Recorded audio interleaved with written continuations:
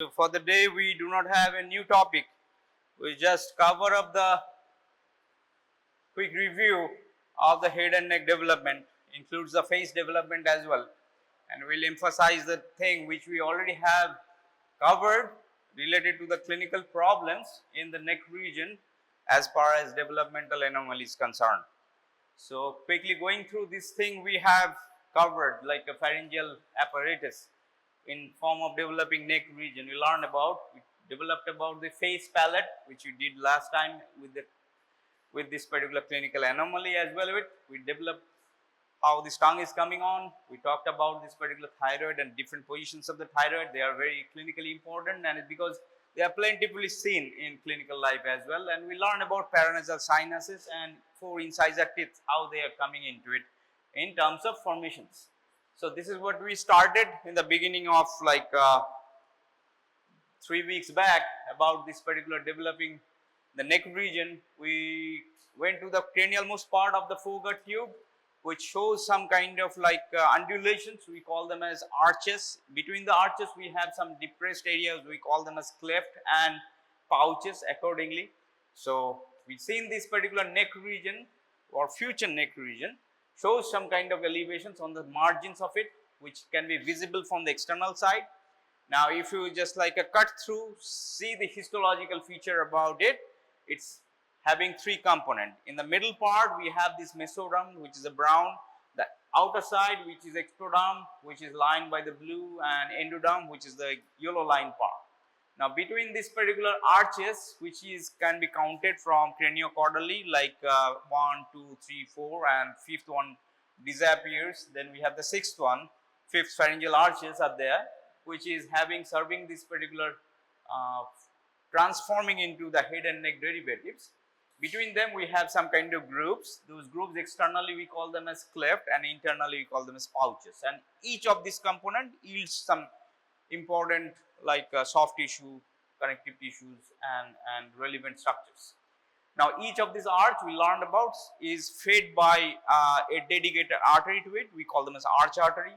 Each of these arch is innervated by a nerve. So for a nerve which is there for each of this arch, whatever the structures, muscles are coming from it, they are innervated by those nerves, and there are a rule for it. So this is what we started related to this particular pharyngeal apparatus. For this particular arches, this mesenchyme coming from 3 different sources, but important or kind of special out here is that this NCC, neural crest cells, they are kind of migratory cells, comes from developing neural region and settle down to this particular region. Not only this region, they move to different parts of the body as well, but in this developing neck region, they settle into the arches and they transforms into these skeletal structures in this particular head and neck anatomy is concerned. So this particular skeletal structures that you are seeing in the blue is coming from the neural crest cell derivatives. These are exam MCQs that they ask questions about. So this is neural crest cell derivative tissues which are coming in. These are all MCQs. So you have to remember this particular picture in front of the temporal bone, including the maxilla, mandible, teeth, nasal bone, lacrimal bone, frontal bone, sphenoid bone, temporal, and these particular hyoid bones. They are coming from the neural crest cells or neural crest derivatives. The arteries and the nerves, they are dedicated to it. For arch number 1, we have dedicated nerve, which is 5th cranial nerve, V3 division, that means mandibular division, that innervates. So whatever the muscles that are coming from this arch will be innervated towards this particular region. For the second arch, we have facial nerve. So muscles coming from it will be supplied by the facial nerve, and 9th cranial nerve, glossopharyngeal, supplies this 3rd, 4th, and 6th is supplied by branches of the vagus, which is coming on the superior laryngeal and recurrent laryngeal, accordingly supplying to it. And each of them have got their own arteries. We call them as arch arteries. Most of the arteries vanishes after this work is over in adult. Especially this particular first arch only persists a tiny branch, forms a maxillary artery. Second arch forms an even tinier branch. We call them as stapedial artery, which is going to supply this particular inner ear or middle ear. And 3rd and the 4th remains significantly, forms this particular common carotid, root of this internal carotid. 4th one, which is forming the arch of aorta, and on the right side it forms the beginning part of the right subclavian artery. So this is how the adult persistence of the arteries of the arch are there, and they are also given in MCQ exams.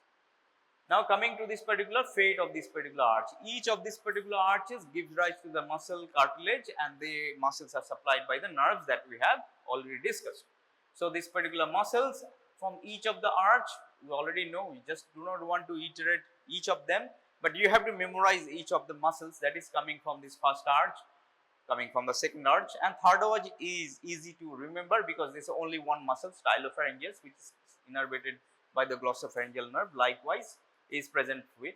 But the important is over this particular first arch muscles and second arch muscle, because they are plentiful and confusing, especially this anterior belly of digastric, posterior belly of digastric, and this particular muscle present in this ear, we call them as the tensor tympani and stapedius in terms of second arch. They are kind of like important muscles, and we often miss about it. So that's why they are given kind of like a clinical questions of it. And apart from that, muscles of mastication, facial expressions, they are innervated likewise, and that follows the logic what we have learned in the gross anatomy. In the face region, we have these two muscles existing, muscle of mastication, muscle of facial expression, and their reason for these particular nerves supplying them is they are coming from the same sources and they are receiving the same nerve supply. Now this is what you have to remember, and diseases of it will be related to it. More detail of this particular first arch or each artery defect will be learned in pathology and subsequent classes. But for us, we have to know about the derivatives of the first arch and these products of them, how they are coming.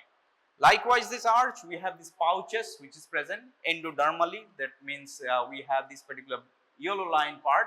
So whatever this particular pouches are there, 4 of them craniocaudally they are numbered, and each of these particular pouches is yielding some important structures. That what you have to remember in this particular region. So first pouch, second pouch, third and the fourth of. Third and the fourth is the important because they produce 2 glands out here, thymus and the parathyroid. Out of here we have a jigs, is that the third pouch produces this particular parathyroid gland that moves to down to this particular movement is concerned and becomes inferiorly placed than that of superior thyroid. They are placed on the posterior border of the thyroid gland. They are located on the posterior border of the thyroid gland, these parathyroid glands lying posterior to it. Now this particular gland, source of this particular gland is important.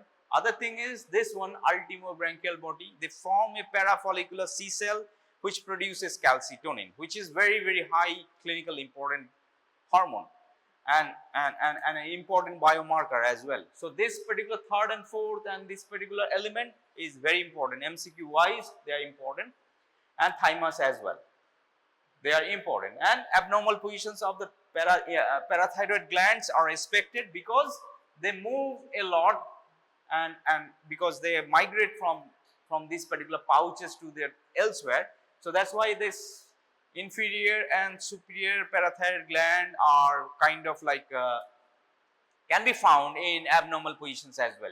So whenever you are going to do any surgery in the neck region, you have to be mindful about this particular abnormal positions of the parathyroid gland are possible. If you remove them, the calcium balance is lost and we suffer with the diseases, we call them as tetanic. So that particular problem will be a grave problem if it is not taken care. Now physiology will take care of that particular disease part of this particular parathyroid gland abnormalities. Now coming from that, this summary of this chart, like where from this particular auditory tube is coming, which is coming from first arch, that also you have to remember, apart from this particular tonsillar bed. So the tonsillar fossa. So do me a favor that remember that they are not making the tonsil gland. Tonsil gland is a lymphoid tissue. They are sitting in this particular fossa. That fossa is created by these particular pouches. So during examination, if this particular tonsil gland and tonsillar fossa is given, don't get confused about it. So be clear about what we mean by the fossa or this particular the bed and as well as but tonsil gland in terms of development is concerned. Coming to cleft, which are easy to understand in here, only one structure basically comes from this particular cleft, which is making this particular external auditory canal. So that particular tube is coming from this particular first pharyngeal cleft, and rest of the pharyngeal cleft should become a rudimentary structure. We call them as cervical sinus. Now, if this cervical sinus fails to be absorbed, which normally it does, we create a slow growing mass on the lateral side of the neck in front of SCM, sternocleidomastoid, running to any length of it, starting from these attachments to this particular mastoid body to this particular clavicle. So, any point is a lateral slow going neck mass should arouse clinical suspicion of this particular mass to be like cervical cyst or branchial cyst. Sometimes this cyst can rupture through the skin externally or may rupture endodermically inside, then create a fistula. We call them as branchial fistula or cervical cyst fistula.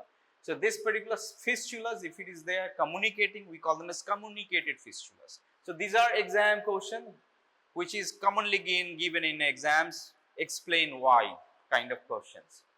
So, what are the developmental error that might have gone wrong into it and what created this particular problem? That's what you have to explain embryologically about this particular second, third and the fourth pharyngeal cleft. They fuses to form a rudimentary structure. If they fail to regress, they create a fistula or cyst depending on the state of it. Coming from these particular pouches and arches, go to the development of the tongue. Development of the tongue, we grow the tongue from the anterior two-third and the posterior third. Anterior two-third and posterior third is separated by a V-shaped structure. We call them as sulcus terminalis, and the center of it we have the foramen. We call them as foramen cecum. So, this demarcates this anterior two-third of the tongue and posterior third of the tongue. Having this particular tongue developed from this particular elevation which corresponds to the arch, it takes the mucosa from that particular arch derivatives. So, this particular anterior third of the tongue develops from this swelling which corresponds to this particular first pharyngeal arch elevation. We call them as lingual swelling, and then midline swelling we call them as tubercular impar. So, this tubercular impar is closed by this second arch and this lateral lingual swelling is closed by the first arch. So, they take the mucosa from this particular first arch and the second arch and take the innervations as well. So, that is why this tongue region anterior two-third have got dual supply. The anterior two-third of the tongue, the general sensation, that means touch, pain and temperature, and the special sensation. This general sensation taken for this particular fifth cranial nerve, and that touch, pain, temperature sensation is going through that particular nerves, and special sensation is taken from this particular second pharyngeal arch nerve which is going to supply here is a facial nerve. So, that is why this anterior two-third of the tongue is taken by this facial nerve, and we call them as chorda tympani branch of facial nerve. Likewise, the posterior one which takes this particular midline swelling, we call them as scapula, which is related to principally by the second arch and as a third arch, So, that is why this particular mucosa on the posterior third of the tongue takes the innervation, both this general sensation and the special sensation from this third arch derivative nerve which is the glossopharyngeal nerve. So, this innervation difference on the tongue we have to remember. So, this anterior two-third of the tongue, posterior third of the tongue, the general sensation and the special sensation, and posterior third of the tongue and anterior two-third of the tongue which is coming to the different innervations, and the posterior most part of the tongue which takes this particular mucosa from the fourth arch is supplied by the superior laryngeal nerve. So, these are the nerve supply which is related to the mucosa which is existing to it. So, this taste sensation coming from this posterior most part of the tongue which is near to the fixed part. Coming to the muscles of the tongue, they move from the back side elevations, we call them as somites. Somites are paraxial mesoderms which is present in the back side.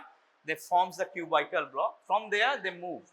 This mesodermal tissue invade within this particular tongue region, and as this particular region is taking this particular somites over here, it takes this nerve which is coming on this region is 12th cranial nerve, glossopharyngeal, through the glossopharyngeal canal. We learn this glossopharyngeal canal is present around this particular opening, foramen magnum, and this particular occipital somites or first, second to fifth somites are placed on that particular occipital region. That is why this nerves also from this region takes from that sources and takes this innervation of the muscles of the tongue from this particular 12th cranial nerve from that particular region. So, all the innervations of the tongue, sensory, spatial and muscle are the important for your understanding.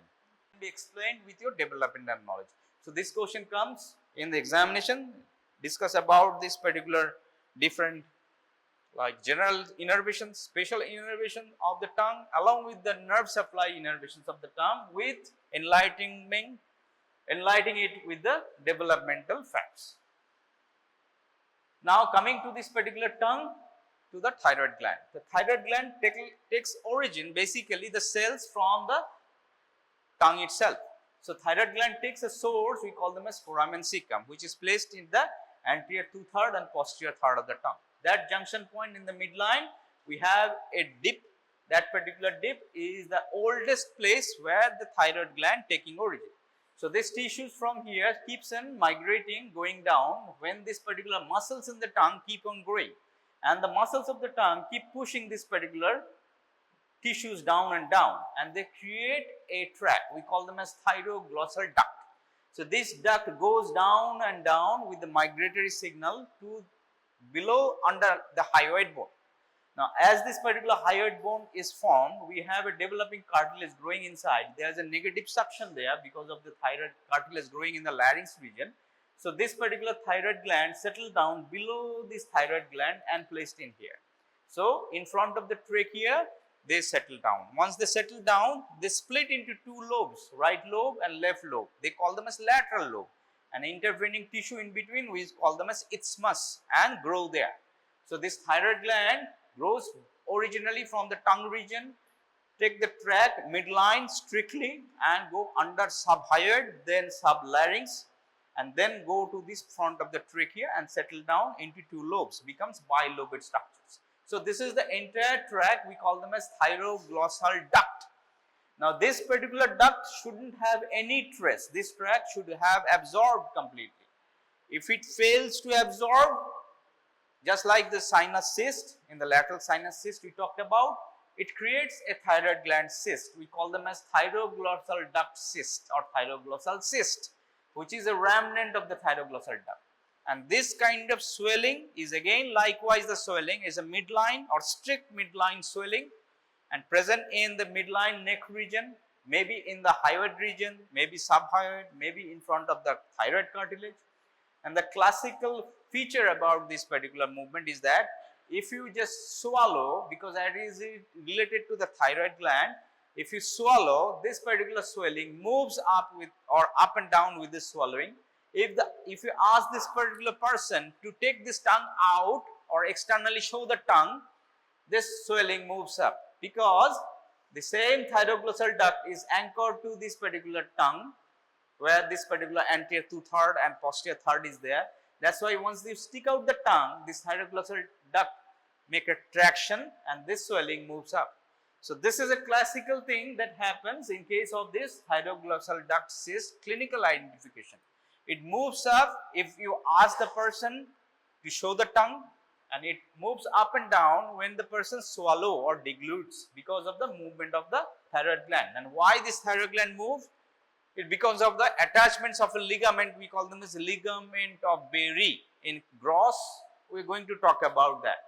So, that particular movement of this duct is kind of very important to identify.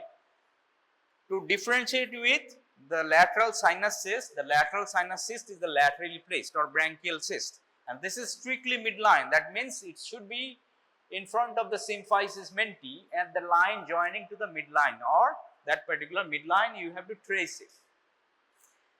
And that lateral sinus cyst do not make any movement in terms of like swallowing or sticking out the tongue, whereas this particular thyroglossal duct cyst makes a movement up and down with this kind of movements because of the attachments with the tongue and attachment to the ligament of Berry. By any chance, maybe the thyroglossal duct may not completely present, a remnant may be present, maybe just like the lower part or caudal part may be present, that create a lobe extra in top of this isthmus. We call this extra lobe present on the top of the thyroid, we call them as thyroglossal duct cyst remnant as pyramidal lobe of the thyroid. So thyroid have got two lobes, right lateral lobe, left lateral lobe. Bridging tissue in between, we call them as isthmus. From top of the isthmus, if you find another lobe that is present, caudal part of this thyroglossal duct, which is the lower part is present, the upper part is vanished. That particular part we call them as pyramidal lobe of the thyroid. The pyramidal lobe also thyroid is an exam question. They give this particular thyroid gland lobes. They ask about what is the pyramidal lobe and what is the developmental reason for pyramidal lobe. Now, this thyroid abnormalities can be other things. As we have mentioned, the thyroid gland developed from this point, we call them as foramen cecum. Now, this particular thyroid tissues from here keeps a migratory track, go to this particular tracheal region and settle down. Now, sometimes it may happen this particular migration of the cells are not at all present. The thyroid gland tissues which is present in the foramen cecum, they may not move at all, they may not migrate at all, resulting in an abnormal positions of the thyroid. We call these abnormal positions of the thyroid as aberrant thyroid. In a wildest variety of that, the thyroid gland may be present on the tongue itself, grown as a growth or red vascular growth present on top of the junctions of anterior two-third and posterior third of the tongue. And that particular swelling is visible and it's present since birth kind of thing. So, this is a kind of like a base of the tongue or thyroid gland present on the tongue on that part. Again, the migrations may be slow. Maybe this particular thyroglossal duct may be arrested above the hyoid bone, under the hyoid bone or in between any tract in the midline. So, in that cases as well, we call them as aberrant thyroid tissues. So, these particular thyroid gland abnormalities are kind of important for us. Coming to the phase development that we have learned. Phase development can be challenged in the examination in terms of abnormalities of the phase development. Most commonly we see that abnormalities of the phase development at the undergrad level is restricted to this defect in the lip region. We learned about this lip region, upper lip and lower lip develops from this particular elevation. Upper lip is sourced from three elements. The mid portions of it we call them as philtrum part and the sides of it we call them as vermilion borders. Now, these vermilion borders are contributed by this lateral swelling, we call them as maxillary prominence. The midline part is contributed by intermaxillary cleft. And what is intermaxillary prominence or intermaxillary bodies or process is that the medial elevations of the nasal placard, we call them as medial nasal prominence, they fuse in the midline and they create this particular midline tissue intermaxillary process. Now, this intermaxillary process gives rise to several structures. Out of that creates the philtrum and the middle portions of the lip. So, this particular middle portions of the lip in the upper region, upper lip is coming from this particular medial nasal prominence, whereas the vermilion border of the lip are coming from this particular maxillary prominence. Now, they interact and they should glue to each other. Now, if they fail to glue to each other, they create a defect. That particular defect we call them as cleft lip defect. So, where we see a midline defect or paramedian defect, maybe complete defect, maybe bilateral defect. Because of this particular fusion problem where this maxillary prominence fails to meet with the medial nasal prominence, right side, left side or both the side depending on, they are creating this kind of lip error, we call them as cleft lip. And if we have the error on the philtrum only, that means we call them as median cleft lip. That means the intermaxillary segment or also known as medial nasal prominence, they fail to fuse and they create a slit in the midline that creates this particular lip defect. So, this is a very important clinical question that has been tested in examination. Coming from there, the development of the nose region. So, this particular nose region develops from this nasal placards. The central part of it depresses and creates this particular region as these black areas, we call them as the nasal placard. This nasal placard goes deep and creates the pit. That pit elongates and creates this cavity. Now, talking about this particular parts of the nose, this part we call them as root of the nose, this part we call them as tip of the nose, and in between we have a septum part is sitting between them. The lateral part of the nose we call them as ala of the nose, also known as ala. This ala of the nose is formed from this lateral nasal prominence. This tip of the nose to this particular septum of the nose is coming from the green shadow, that is coming from the intermaxillary process, which is the medial nasal prominence mixed in the midline. The root of the nose, where the note is attached, that is coming from the frontal process of the frontonasal prominence. So, this part of the nose is contributing from these different sources. Now, once this cavity is established, this nasal cavity, from the nasal pit, right side and the left side, the nasal septum is created.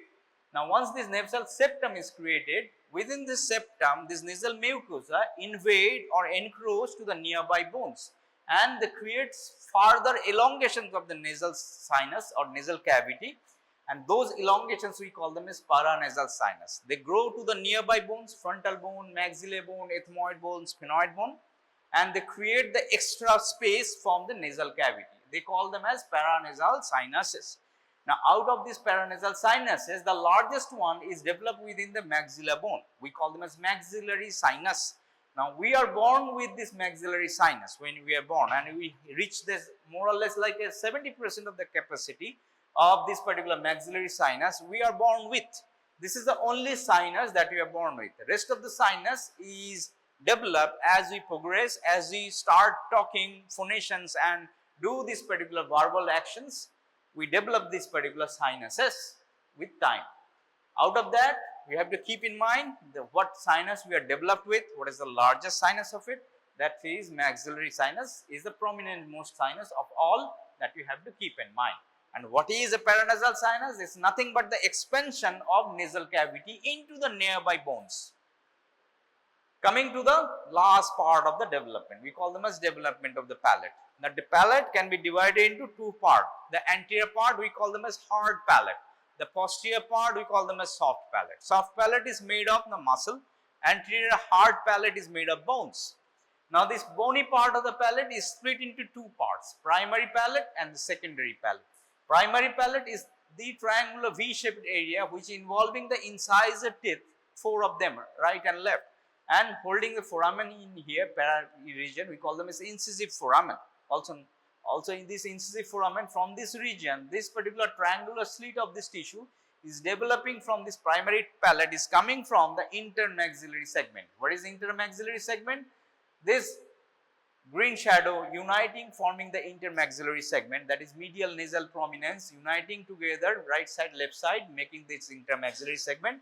That intermaxillary segment which creates this particular septum of the nose, tip of the nose, that creates this particular philtrum part of the lip, that creates this particular first triangular part of this particular primary palate. The secondary palate, which is the rest of this palate, it develops from the half, right half and the left half. They develop from the half, right half, we call them as right palatal shelf and left palatal shelf. This right and the left palatal shelf comes from the maxillary prominence, right side and left side. So, this particular intermaxillary segment forms this anterior V part, and this posterior part which is secondary palate, which is making on this right side left side as palatine shelves. Palatine shelves are coming from the maxillary prominence. What is maxillary prominence? This is maxillary prominence. They are present around the upper part of the stomodium. So, this particular maxillary segment which is coming to form the palatine shelf, they meet in the midline with this intermaxillary segment and they form this palate, we call them as definitive palate. Now, if you have any error of this fusion of this primary palate with the secondary palate or in between these palatine shelves, we create a gap between them where this nasal cavity is which is present to the nose or nasal region is communicated with the oral cavity. So, that part we call them as cleft lip. So, this cleft lip just like cleft palate has cleft palate which is a defect like cleft lip that we have talked here. So, this particular cleft lip is maybe a partial cleft lip, that means it is present through only this hard palate. Maybe this particular cleft palate is present throughout the length of this, that means involving this hard palate and as well as soft palate. So, depending on this particular palatal shelf, how they are coming or if they are failing to close this particular region, we get this particular palate split and that creates a communication with the nasal cavity with this particular oral cavity. Now, how clinically they are coming with this particular palatal defect? Now, you can imagine this particular oral cavity, if it is communicated with the nose, the most clinical problem coming with it, the food cavity is taking through the mouth and coming back through the nose, or we call them as nasal regurgitation of the food material, liquids, whatever the food is coming, the newborn, they are regurgitating through the nose. So, this is the clinical thing that should arouse the suspicion to do thorough clinical examination of the lip, palate and nasal regions, and that creates this particular problem. So, this particular problem is presented like this, the food material coming with this mouth cavity to the nose, and there is a slit between this particular hard palate, partial or complete. They want to know anatomically or embryologically how this particular palate is split into two parts, right and left. So, which part of the palate is there, which is abnormal, like primary palate or secondary palate, or what are the contributory factor in the hard palate formations, like intermaxillary segment or palatal shelves or maxillary prominence, etc., etc. There are very much reasons for having this particular cleft lip, cleft palate defect, like related to some consumption of the drug, related to some kind of genetic frequencies. They are more common in some of these, like tribes, etc., etc. There are risk factors related to it, but we do not have to worry about this risk factor at this level. In pharmacology and pathology, you are going to learn about this, but I am projecting it to understand this particular thing is clinically grave, because the moment you have this kind of defect to the person is visible part of the face is present to it. They present to these clinics early with this problem and they want a solution to it. So, you have to explain to your life that what this particular problem is with it, how these things are there and how it can be corrected on the reverse, etc., etc. So, this is about this particular developmental content of this particular region. I believe this embryology is covered. No more new content will be there, only little bit like leftover content may be there. So, this is all before your final exam or university exam about this embryology. No more embryology, dedicated class will be there. So, this is all that we have for now. So, that's it. Thank you.